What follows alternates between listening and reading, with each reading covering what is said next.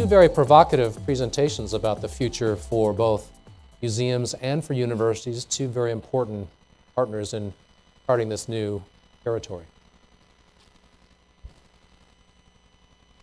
Yes. Hi.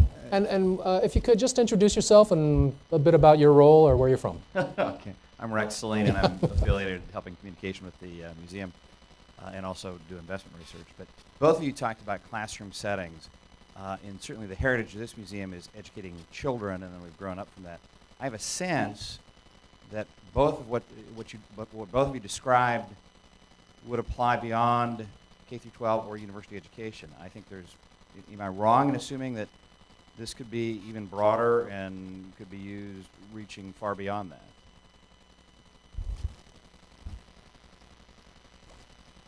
There. Absolutely, I understand your question is, can that educational experience that museums offer go beyond K through 12, beyond on lifelong learning, cradle to grave learning, or what did you say? You had a great term in your speech. Pre-K through gray. Pre-K through gray. I wrote Those that of down. us with some gray hair, we understand this. I have no gray hair. Stop it. Absolutely. I mean, that's museums are places of lifelong learning, and I certainly agree 100% that what the content in museums needs to be available digitally, needs to be available online, so in order to be a true learning experience. And we know that in those 850 million museum visits in the United States every year, which, not that I'm counting, but it's 6.5 times the attendance of Major League Sports. Wow. That is a wide range. The age range there is very, very broad. It includes people of all ages and economic backgrounds. So this is an enormous opportunity for museums to provide that lifelong learning experience, pre-K through grade. Oh, you're absolutely correct, and I should have made it very clear. The classroom I was referring to was the classroom of the past and the classroom of the future, which I believe will have students from anywhere and everywhere, where all of us are students when we try to grab some information. And in my mind, that's the difference between information and knowledge. If that is in a structured way where it has been validated, that's my classroom now.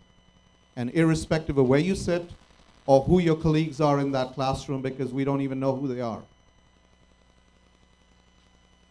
Get you a microphone? Leo. That's right. Great. My name is Haiyan Fan, and coming from an academic background myself, so I have a question for Dr. Karbhari.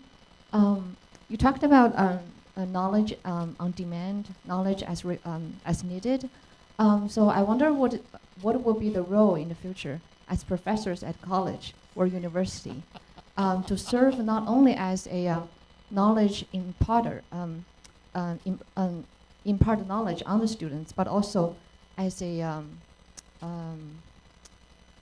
what do you call the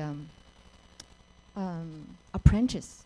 You know, you not only impart knowledge, but you also have your personal experience that you impart onto the students. Absolutely, and that doesn't mean to say that the university of today goes away. It means that we're actually enlarging the scope. So the university of today can actually educate a few thousand, a few million students. What about the rest of the students? Do we leave them out? So it's not as if faculty will not exist. Faculty will exist at certain universities, and those who manage to come to those universities will come and gain some tremendous knowledge and tremendous experiences from that interaction. It's those who cannot come or those who will not be able to for a variety of reasons, that they get those interactions as well. Faculty will always be needed because you have to transform the information that you have into knowledge. Information for a mathematician is just numbers. It's when you put those numbers together to mean something that it becomes knowledge. It also means that faculty will have to reach out and touch people that they probably never see. Something that might make some of us very uncomfortable. But it's being done across the world today very, very well by some faculty. It just broadens that scope. There's one more question here, and then maybe one in the back, and we'll go to a break. Hi, Anthony Edwards from Charlton State University. As a leader You talked about some of the ideas, Dr. Karbhari, of the things that the modern university could do. As you're sort of conceptualizing that for the people on your campus, what are your priorities for the next maybe few years, and how do you deal with the organizational, in the sense of we've done things a certain way, how do you, as a leader, get people on board with this new mission? So I'm probably in a very, very unique and very fortunate position. I don't have to convince my faculty of what we're doing, because they've convinced me already, and here's why. Years ago, when online education was a fad, and it's not as accepted as it was today, the University of Texas at Arlington decided that there was a workforce need in the state of Texas and across the United States in the area of nursing. And it said, gee, we'll put nursing education online. Now, when I heard of that years ago, my first thing was, oh my gosh, I'm going to go to a hospital and I'm going to be looked at by this person who's never seen a lab, has never been in a class, has never met with a nurse.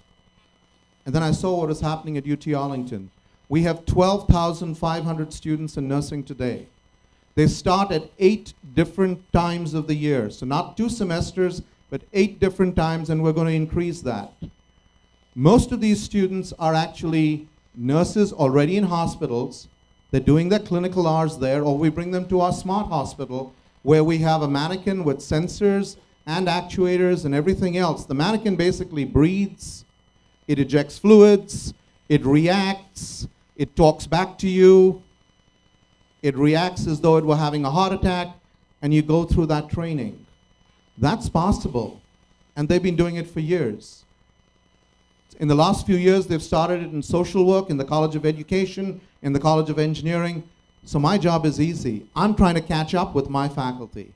So our priorities are to make sure that we get the best education to the students within our 4 walls, and for those for a variety of reasons who cannot come. Take those nurses, they're working at hospitals all around the state of Texas. They can't take time off, and very frankly, you and I don't want them to take time off because we already have a shortage of nurses. They're able to get that education where they need it, when they need it. The University of Texas at Arlington right now is also teaching in the nursing area and the healthcare area students in Central and South America in their language. Now that's possible because of the technologies that we have. So in terms of our strategic plan, it's a parallel path. Doing the best that we can on campus for those students who can access our campus, and then doing the best that we can online to make sure that the experience is as good or better than because of technology outside. There was one more comment in the back, or question? Yes. Yes. I'm Stacy Fuller. I'm the Director of Education at the Amon Carter Museum of American Art. And my question is, as education programs tend to change and shift to these new modes of programming, I've found that funding often still prizes a traditional mode of education and wants demonstrated results instead of the experimentation that's often required in these new learning types. So what advocacy tools do you suggest, or how can we bring funders, both governmental, corporate, and individual funders, into this conversation so that we can financially support these types of programs we want to offer? I think that's a really great question, and I think it's just going to take time for people to begin to envision the fact. Yes, it's the same as with the nursing students. There will be classes and students that go and do the in-person visit, or go with their families and do the in-person visit. But we want the experience and the knowledge that is contained in museums of all types to be accessible to everybody. And there's going to be a change, a paradigm shift there in thinking about how you access that information. And it's going to take time to get funders to see that actually it's not very efficient to put kids on buses and bus them across town or bus them 40 or 50 miles. There still always will be a role for that in-person visit because, as I mentioned earlier, the lure of the authentic is very, very powerful. But it's the educational experience. And this is a transitional period, and I think we've all got to work together, all museum service organizations, AAM, and the regional and state organizations, to begin to talk about the importance of these non-traditional abilities to access museums. that was a ridiculous answer. I'm sorry. It's just going to take time for us to get there, for everything to catch up with what the needs are today and the demands. Steve Palco has one final word before we go to break. How's that? I know some of you, others of you had some comments or questions, so please hold them and we'll get to them in further sessions. Thanks. This is really a follow-on to what she was saying. We live in a political environment now where it appears to be absolutely impossible to reach a national consensus on any single issue. And some of the things, when you look at the slides and what you're advocating, it makes very much intellectual sense. I guess my question is, do you feel an obligation in your roles to educate the public on the advisability and the value of what it is you're proposing and talking about? Because it is a situation currently, if it appears to impinge on anyone's social, political, cultural, or otherwise views, that you're going to get opposition, and that opposition is almost always successful, at least in stalemating progress. Well, now you have a microphone. Go ahead and answer that question. You know, we've got a long way to go. I mean, I think in terms of the museum field, museums are enormously popular, and you grab any member of Congress, they will tell you that they love museums, and advocacy is a big part of what we do at AAM. They will tell you they love museums. When it comes time to vote to support anything related to museums, they won't vote for it. The largest pool of money for museums in the federal budget through the Institute of Museum and Library Services is $31 million with an M. And that's for all the museums in the country and all of those student visits. So it's a tiny amount of money. And it's going to be a big effort for us to begin to convince members of Congress and members of state legislatures as well to understand that important educational role that museums have, that it's not just within the four walls of the building, that it's across the state or across the region. And it's going to take a lot of ongoing advocacy for us to get there. I tend to agree. I just draw a little bit of a difference. Whenever we use the word educate, there's a connotation, at least with people from outside, that they're doing something wrong, and we know more than they do. A lot of what we have to do is provide information and provide stories of success. Each time we can show a story of success, we've gone one step further. And it's going to take a long time, don't get me wrong. But there's so many of us in the room, including myself, who when the first time people talked about online education, I said no. So the first time I was at the University of California, San Diego, and we looked at online education, I was one of the first to say no, never. Now I'm one of those saying absolutely. And if you look at UCSD, it's doing a wonderful job, including in some labs now, where they're using online as a supplement so that more students can move forward quickly.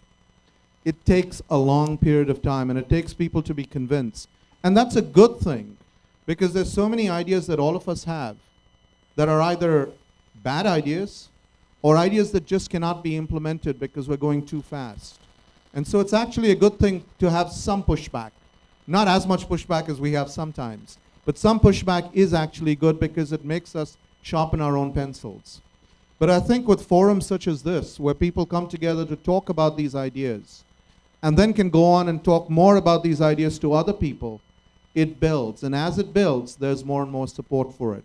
I wish that could happen faster, and I think patience is what we all need to have, especially people like me. Great. Well, please thank Dr. Karbhari, and I'll say Dr. Bell for getting us off to a great start.